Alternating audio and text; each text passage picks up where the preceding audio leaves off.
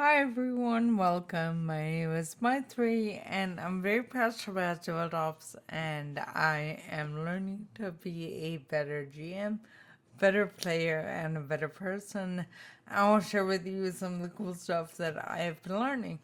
Um, Today I want to talk about sort of how to engage and how to draw out your more quiet players in roleplay. So try to be a better GM and a better person because your quiet players may need a little bit more kind of friendship and care at the table.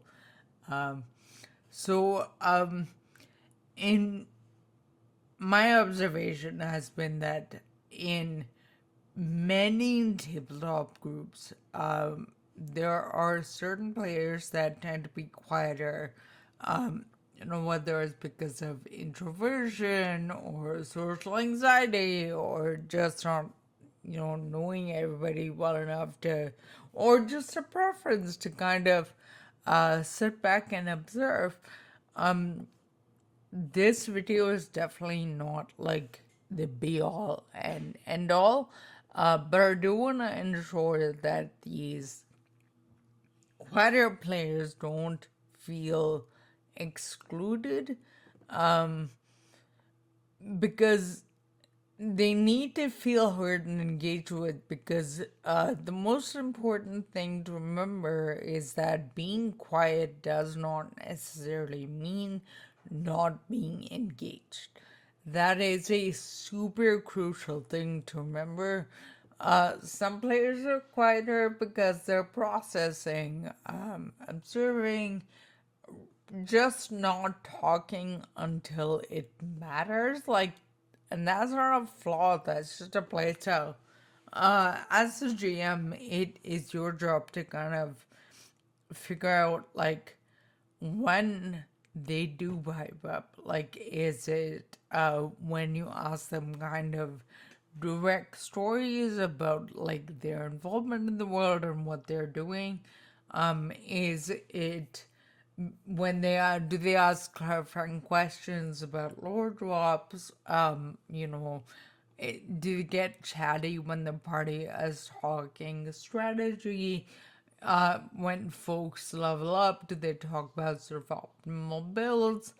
Um, what gets them talking? What we're going to talk about here is specifically how to get them more involved in the roleplay side of things, though.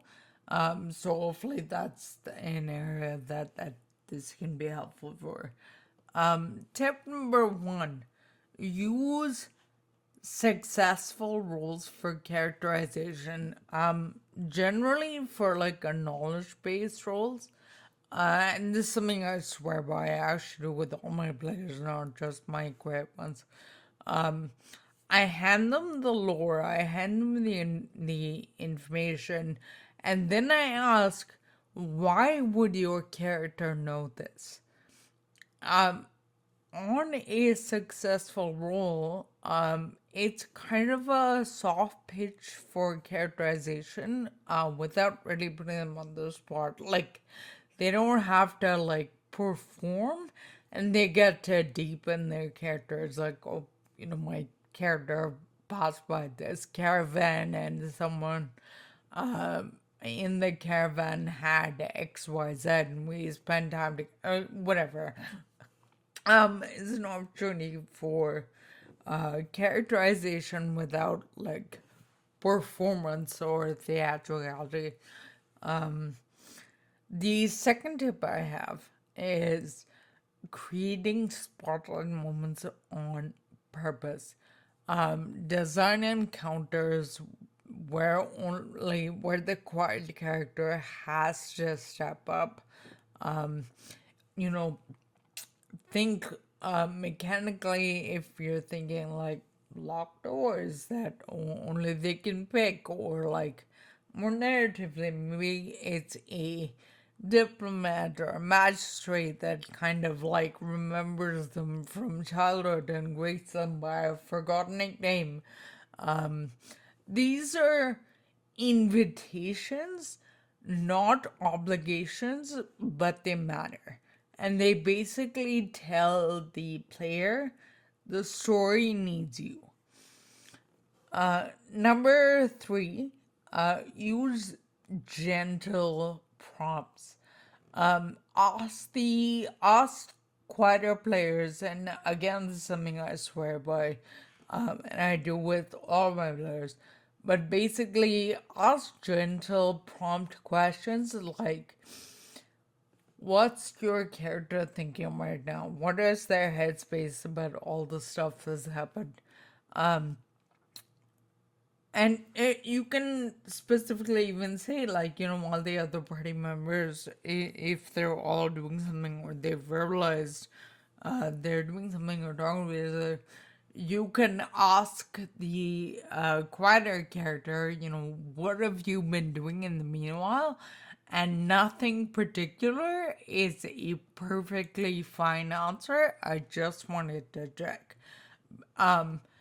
Again, this sort of gives them a chance to engage with the moment if they want, but it doesn't put pressure on them to move the story forward whether or not they like do stuff. Number four, small scale interactions where characters kind of have to work together, like maybe they take watch together or like scout ahead or whatever. If it's just the two of them, if it's just two people, this allows them to engage in like smaller, more focused interactions rather than having to engage with the entire group. One-on-one scenes generally feel like lower pressure and like a lot more personal.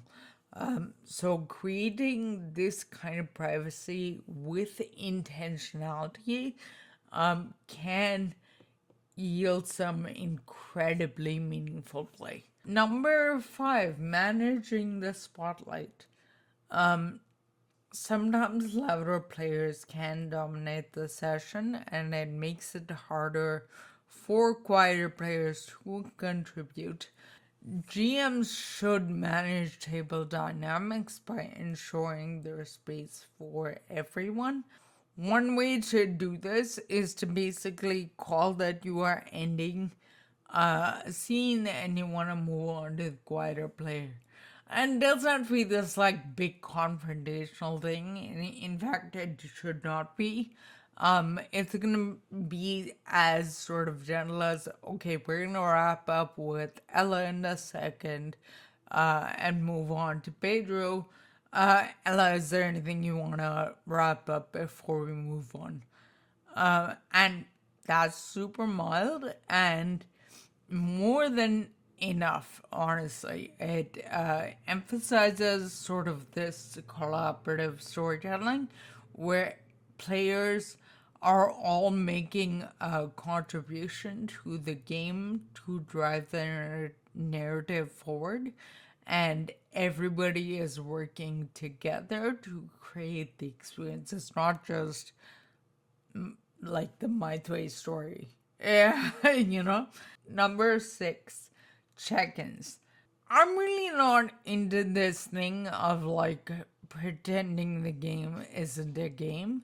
And nobody really says that to you. Like, it's one of these like cool people things to be able to like just manage your game without like a whole lot of effort. I really don't believe in that.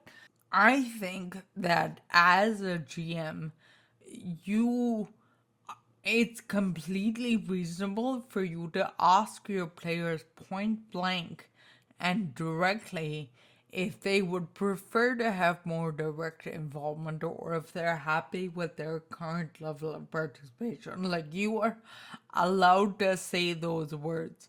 And you can ask, do you want more in character hooks? Like, what would you like to see if there's anything specific you would like to see? Are you generally happy with your vibe? And you want to make space for people to answer privately. This is not breaking immersion, this is building trust. So, bottom line, quiet players don't always just need to be louder, they just need to be seen. And as the GM, you can create intentional moments, ask open ended questions, manage spotlight time, or just straight up ask. like I said, not only are you engaging with them, you're building a table where everyone matters. That's really the heart of collaborative storytelling. So that's what I want to leave you with while I wrap up, because that is all I have today. And if you like this video, you should consider subscribing. But if you don't like notifications and subs, I do have a backlog. I also have an audio only format or a blog format if like written stuff is better for you. I also have a couple of APs that I'm on. I'm gonna link all of that in the description. But otherwise, thank you so much for hanging out. Come see me again soon. Bye.